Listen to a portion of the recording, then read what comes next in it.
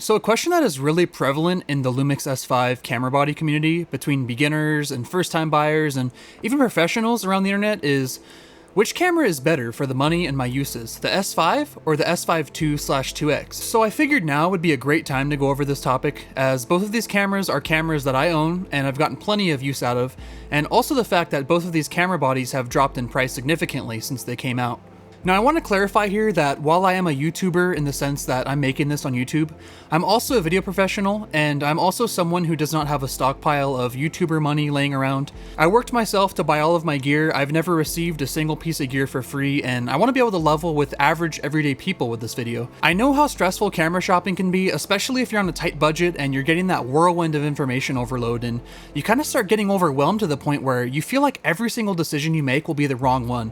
We're at a point in 2025 where we've kind of hit a diminishing returns when it comes to camera systems. It's definitely easy to get caught up in the spec sheets, especially now in a world where we have tons of information at our fingertips and we want to min-max everything to get the best bang for our buck, right? I have no issue telling you that for 99% of people, the Lumix S series cameras are more than enough quality when it comes to getting value. It's really important to get yourself into a headspace where you're seeing these tools in a more of a blue-collar work type of mindset. Time is money, and is the amount of time that these extra features will save you worth the extra premium? So the biggest differences between the OG S5 and the newer S5II and 2X comes down to autofocus, video codecs, SSD recording, a micro HDMI or full-size HDMI, in-camera video LUTs, and no recording limits for 10-bit codecs.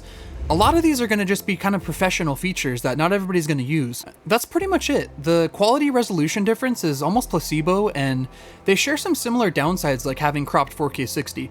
The differences in low light are minuscule, and you're not likely to really notice any real difference between these two cameras in that area. Some users have reported that the OG S5 is a bit sharper of a sensor, but in my day-to-day use between these two cameras, I'd say there's probably like maybe a 1 to 2% difference in sharpness. It's too close to even be considered a make or break in my opinion. So when it comes to sensors, the newer S5II and 2X has a phase detect autofocus sensor, and that's more similar to the sensors you'd find in like Sony bodies, whereas the original S5 has a contrast autofocus system. So phase detect autofocus is known to be more reliable when it comes to fast and tracking autofocus, whereas contrast autofocus systems are known to be better for still photography and more average when it comes to fast tracking stuff when shooting video. Phase detect will be better and faster for things like vlogging or shooting A-roll of yourself or tracking subjects. Otherwise, they're pretty similar in these cameras in my experience. When looking into the video codecs, the OG S5 has more standard H.264 and MAV 8-bit and 10-bit codecs, where the S5II has the option to upgrade to have more H.264 and MAV options,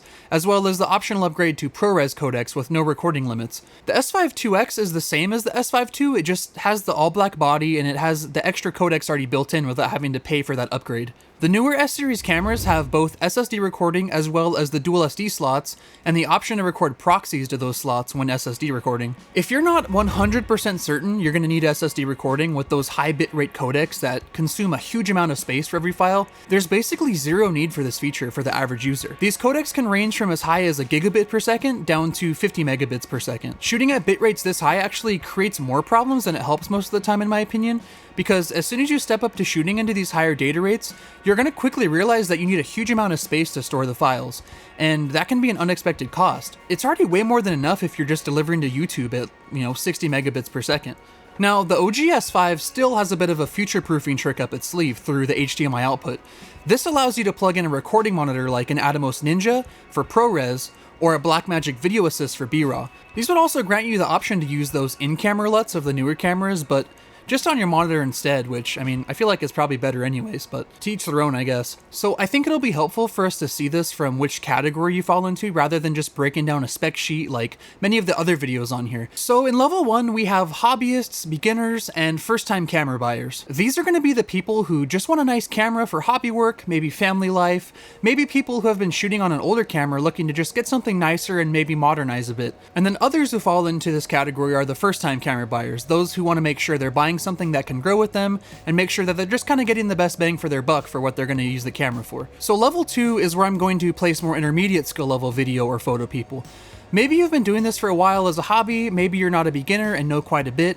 You've probably invested in some other gear at this point like lighting or tripods or mics. This category is for if you film maybe once or twice a week, you're creating YouTube content, maybe filming some vlogs here and there, and you just need a reliable workhorse for your social media, hoping to up your production quality or maybe even start growing your videography business. And finally, level 3. This is where I'm going to place the professionals. These are people who have been doing this for 5 to 10 years or more. You have paying clients regularly, you know the ins and outs of what you do, and you have a realistic understanding between what is flashy excess and what is actually useful and will make your job easier without putting you into debt or leaving you with gear that you'll never fully utilize. So now that you've decided which category you fall into, here's where the choice between the cameras is really going to make a difference. So I want to start with the first category of users, the hobbyists or beginners.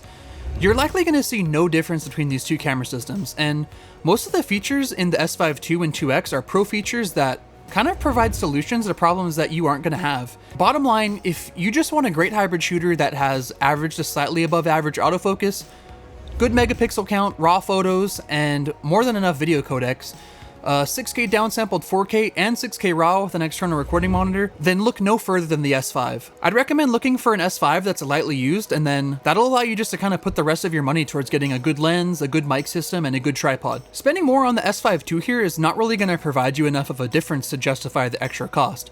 The OG S5 is still a great camera system on its own in 2025, and it'll be an amazing value for you. So let's move into level 2.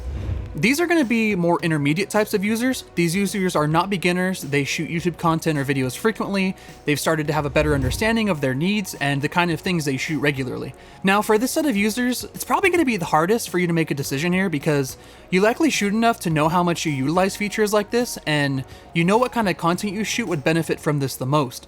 You're probably at a point where you've decided and understand whether you're taking this seriously enough to need those extra features. I'll keep this simple. If you already have stuff like lighting, mics, tripods, just go ahead and splurge on the newer S5II or 2X. You're going to likely find ways to adapt the features into your workflow, which will simultaneously improve your craft and make your life easier.